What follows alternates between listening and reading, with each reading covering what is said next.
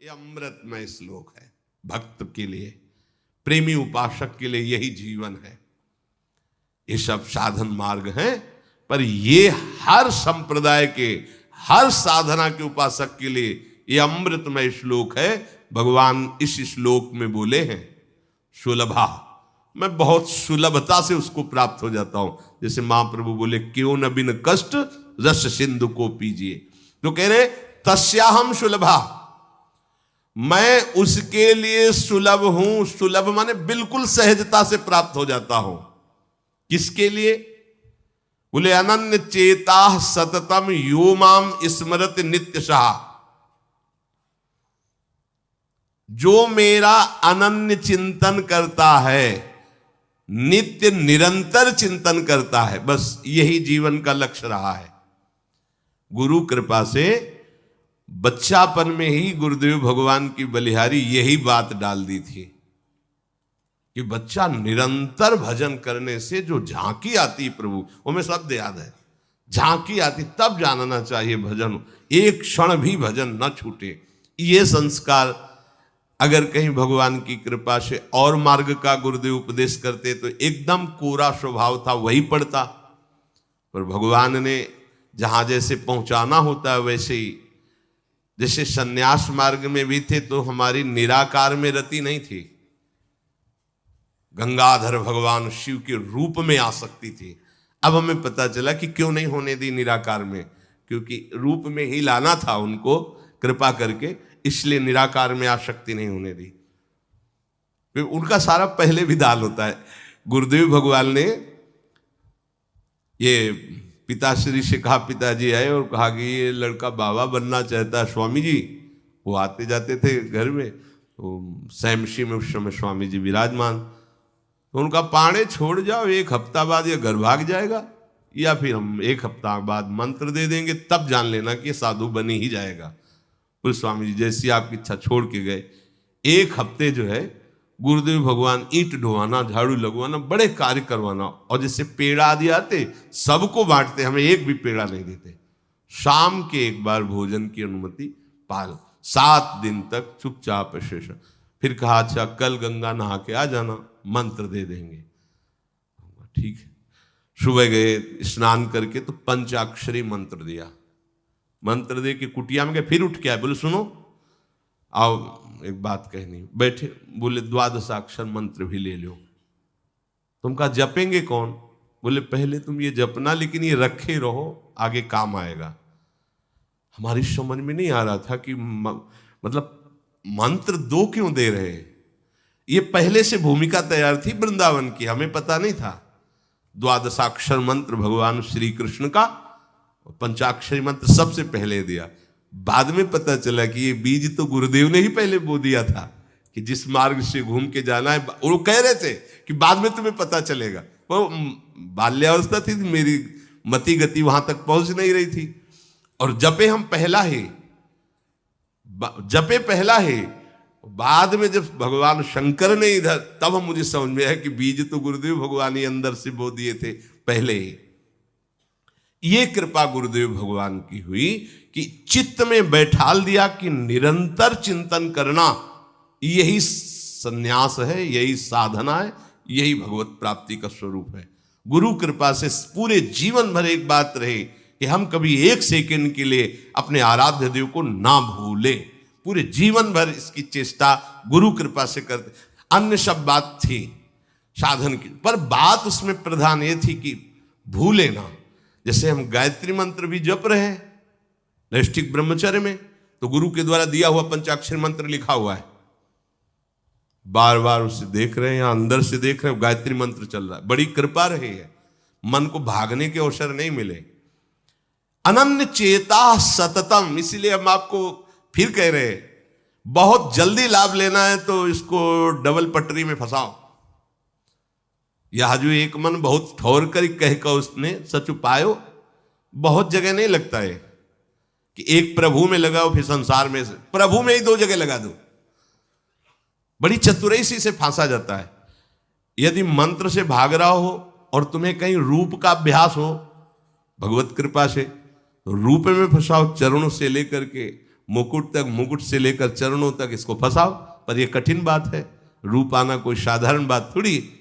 तो डबल नाम में फंसाओ। जैसे कल कहा था कि शरणागत मंत्र चल रहा, राधा लिखे है, राधा बार बार, और शरणागत मंत्र जा कहा जाएगा। तो जब गायत्री जी जब करते थे अनुष्ठान पुरस्चरण का, तो सामने पंचाक्षरी मंत्र लिखा हुआ है और गायत्री मंत्र चल रहा है। अगर हम जरा सा भी चूकेंगे तो या तो मंत्र छूटेगा और या तो वो दृश्य छूटेगा। बिल्कुल मन को कोई जगह नहीं रखते थे, कोई जगह नहीं रखते। अनन्य चेता, ये बहुत बड़ी सिद्धि, बहुत बड़ा लाभ है कि अन्य कुछ स्मरण ना आवे। इसका अभ्यास आप कर लीजिए, फिर नशा तो ये चढ़ा देगा। ऐसा नशा चढ़ता है, ऐसा लगता है जैसे खोपड़ी घूम रही हो और उसके साथ मंत्र घूम रहा हो। ये ऐसे करो तो पका जैसा दर्द होने लगता है। एक एक नस नाड़ी मंत्राकार। न भोजन की इच्छा है, न किसी के देखने की इच्छा है, इच्छा रहित केवल मंत्र चल रहा है। तदाकार वृत्ति, मंत्राकार वृत्ति। अब इतनी प्रपंच की वृत्तियां फैलाए हो, इतना बहिर्मुख हो, कैसे बात समझोगे अंतर की। अनन्य चेत, भगवान कह रहे मैं सुलभ हूं, सुलभ हूं। काशी में प्रतिदिन ये होता, आज महादेव जी साक्षात आएंगे। सुबह से तैयारी हो जाती थी, आज महादेव जी आएंगे। घाट में ही रहते थे, पंडों की छतरी के नीचे तपती हुई धूप, तो घाट में धूप ऐसे ज्वाला सी लगती थी, और छोटी सी छतरी, उसी के नीचे दोपहर रात्रि वहीं 2 बजे तक तो तपती थी फर्श। और 2 बजे के बाद स्नान करके महादेव जी विश्वनाथ जी पहुंच गए।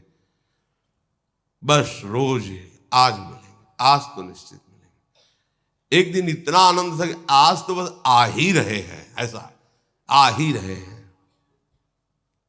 जैसी भावना करोगे, जा पर जाकर सत्य सने हो, सो तो ही मिले न कुछ संदेह। भयंकर जटाओं का बोझा ऐसे, इतना बड़ा हाथ में त्रिशूल लिए, देखा दोपहर में नग्न पैर से आ गए। अब अपने जो जहां पागल हुए उसको दिखाई दे, साष्टांग दंडवत ऐसे, मौन, कुछ बोले नहीं उससे। हम तो बस वैसे स्तब्ध, जैसे कोई जड़वत। बाद में विचार आया इसका मतलब क्या था। मैं ही मैं हूं, दूसरा कोई नहीं है। अलग से देखने की भावना मत करो, कण कण में मैं विराजमान हूं। एक दिन भाई जी के प्रति बहुत आकर्षण जब था, तो एक स्वप्न देखा कि स्वप्न में हम भाई जी से पूछ रहे कि मुझे श्री कृष्ण की प्राप्ति कब होगी।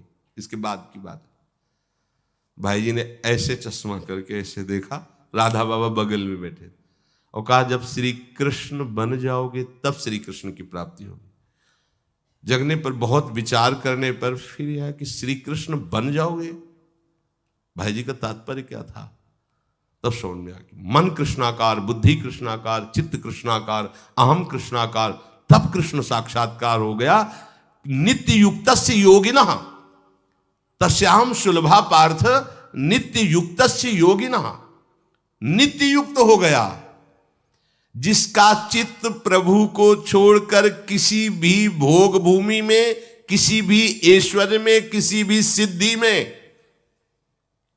जैसे किसी को लगता है कि ये चमत्कार दिखाना, कोई भी चमत्कार दिखाना बहुत कठिन बात है। अगर भगवत दर्शन का लक्ष्य ना हो, भगवत प्राप्ति का लक्ष्य ना हो, तो कोई भी चमत्कार ऐसे करने में है कोई बहुत बड़ी बात मत समझ। बस ये है कि इधर अगर स्वीकार किया तो उधर गेट बंद हो जाएगा। इसीलिए पिट जाते हैं, गाली सुन लेते हैं महात्मा जन, लेकिन प्रयोग नहीं करते अपने भजन का, और प्रभु के पास जाते हैं। ऐसा ना समझे ना कि वो चमत्कार पीछे घूमते हैं। केवल बस एक बात है कि अगर इधर लगे तो उधर का गेट बंद हो जाएगा। तो इतनी दुर्लभ बात बनने जा रही है, किसी को प्रमाणित करने के लिए कि हम महात्मा, हम भजनानंदी, हम चमत्कारी हैं, अपना गेट बंद करवा ले तो मूर्खता ही होगी ना। यहां क्या होगा, वाह वाह हो जाएगा, बस उसके आगे क्या होगा, फिर वही प्रपंच। तो ये जो ब्रज के महात्मा है, जो भगवत प्रेमी महात्मा है, जो भगवत प्राप्त करने वाले हैं, इनके अंदर चमत्कार के बाप की सृष्टि होती है। ये चमत्कार बहुत ऊपर होते हैं। ये नहीं सोचना चाहिए कि इनमें भजन होता तो उसने 2 थप्पड़ मारे भस्म कर देते। भजन का जानते हो, भजनानंदी का 2 थप्पड़ मारा है, तुम्हें निश्चित भगवान की प्राप्ति हो, तुम्हारा कभी अमंगल न हो, भगवान तुम्हारे परिवार को भी सुखी रहे और तुम आजीवन स्वस्थ रहकर पवित्र बुद्धि के द्वारा भगवान को प्राप्त। ये महात्माओं का बल होता है। महात्माओं के बल थोड़ी होता है किसी ने गाली दिया, मार दिया, जा भस्म हो जा। ये भस्मासुर थोड़ी होते महात्मा है, भाई भस्म कर दिया, नष्ट नहीं। साधुते हो न कारज, तब भगवान उनके अधीन होते हैं। ये चमत्कार ये ना सोचो कि भजन करते होते तो फिर चमत्कार, या ये गाड़ी घोड़ा रुपया पैसा चमत्कार, ये पापियों के पास भी है। ये तो प्रारब्ध का खेल है, प्रारब्ध बदला, ऐसे से ऐसे हो गया, इनका कोई महत्व नहीं है। महत्व है नित्य युक्तस्य योगिनः, तुम्हारा चित्त निरंतर आराध्य देव में युक्त है कि नहीं। किसी भी ऐश्वर्य, किसी भी भूमि, किसी भी पद का कोई भी संबंध, आश्रय, चिंतन नहीं। ये हुआ अनन्य चेता। जैसे पतिव्रता स्त्री का मन केवल पति के ही सुख में निमग्न रहता है, पति का चिंतन, पति की बातें, पति वो उसी में मगन रहती है। पति के सिवाय उसके मन में अन्य किसी पुरुष का राग पूर्वक चिंतन कभी होता ही नहीं। जैसे शिष्य का गुरु के सिवाय कहीं चिंतन नहीं होता, पतिव्रता पत्नी का मन, प्राण, तन सब पति के ही सेवा में, चिंतन में, मनन में। जैसे शिष्य का गुरु के ही तन, उनकी सेवा में मन, उनके आज्ञा के पालन करने में, एक एक चेष्टा गुरु की प्रसन्नता के लिए। कोई दूसरा इष्ट शिष्य का होता ही नहीं है। शिष्य का कोई दूसरा इष्ट नहीं होता। ऐसे शिष्य को अपने गुरुदेव में ही भगवान का साक्षात्कार हो जाता है, क्योंकि पर्दा हटा तो देख लिया कि प्रिया प्रीतम मुस्कुराते हुए बैठे। श्री भट्ट देवाचार्य जी के पास जब हरिव्यास देवाचार्य जी आए तो कहा, भगवान हम शिष्य बनना चाहते हैं। तो उनका, तुम्हें हमारी गोद में कुछ दिखाई दे रहा है? तो कहा, ऐसा में कुछ तो नहीं दिखाई दे रहा है। तो उनका, फिर अभी तुम जाओ गिरिराज जी की 12 वर्ष परिक्रमा करो, राधे राधे बोलो 12 वर्ष पर। ऐसा ही किया। 12 वर्ष बाद फिर आए, अब कुछ दिखाई दे रहा है? बोले भगवान कुछ नहीं दिखाई दे रहा। बोले जाओ फिर 12 वर्ष करो।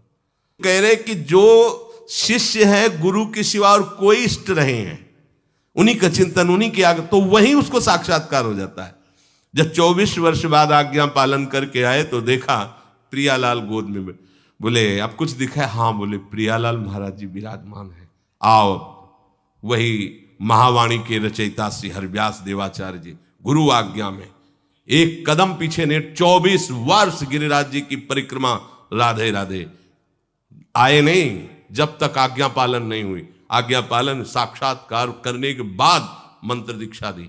आज्ञा पालन का फल भगवत साक्षात्कार। जो अन्य तरफ मन ले जाता है, अन्य तरफ अपना भाव ले जाता है, वो अनन्य चेता नहीं कहलाता है।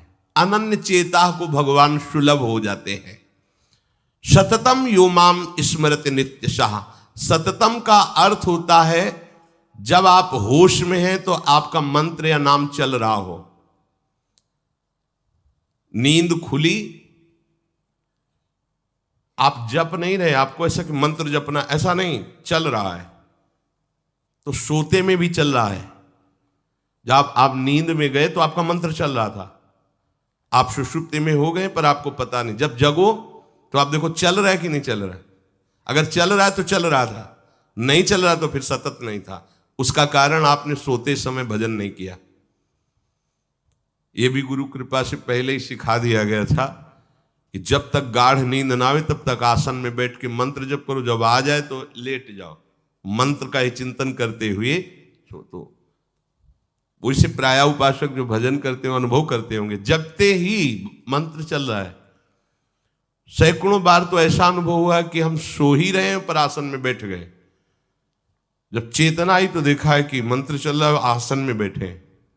अभ्यास बहुत बड़ा बल सोते, मतलब अभी नींद खुली नहीं, आसन में बैठ गए।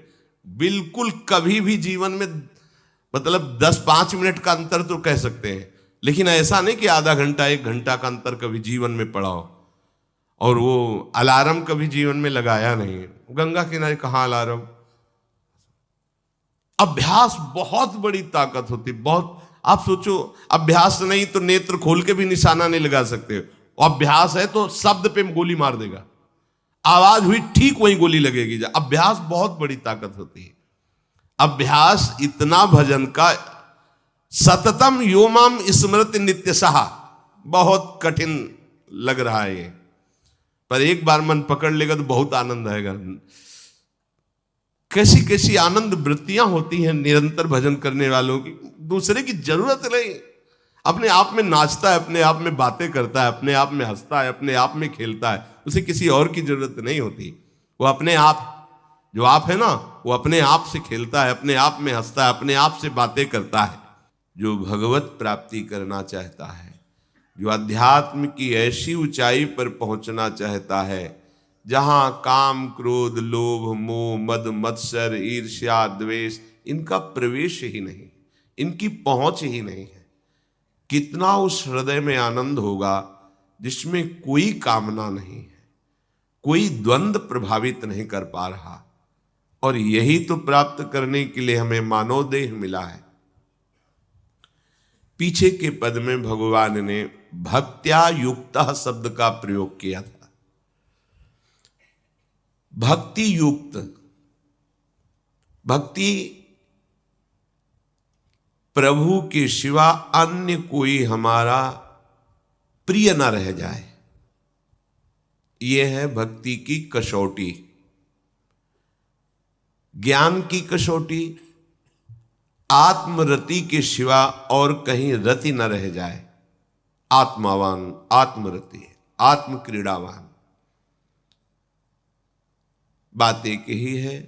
हम श्री कृष्ण बोले, ज्ञानी आत्मा बोले, योगी परमात्मा बोले, भक्त भगवान बोले, वो एक ही बात है। पर अन्य कुछ रह जाना, ना वो ज्ञानी है, ना वो योगी है, और ना वो भक्त है। भक्त्या युक्तः, प्रभु के सिवा अन्य कोई सत्ता नहीं, अन्य कहीं महत्ता नहीं, अन्य कहीं अपनापन नहीं। चाहे वो वस्तु हो या व्यक्ति हो या स्थान हो, चराचर जगत में कहीं भी अपनी प्रियता न रह जाए, इसी का नाम भक्ति है। कहने को भक्ति सरल लगती है, पर इसीलिए कठिन है कि सब जगह की प्रेम फांसी को काटकर एकमात्र आराध्य देव से प्रेम करना बड़ा कठिन है। बातें बना लेना बड़ा सरल है, पर अपनी ममता को, आसक्ति को समेट पाना बहुत बहुत कठिन है।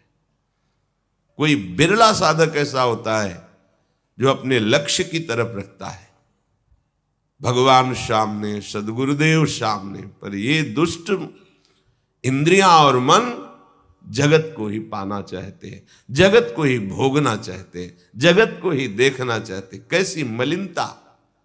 इसलिए भक्त्या युक्तः,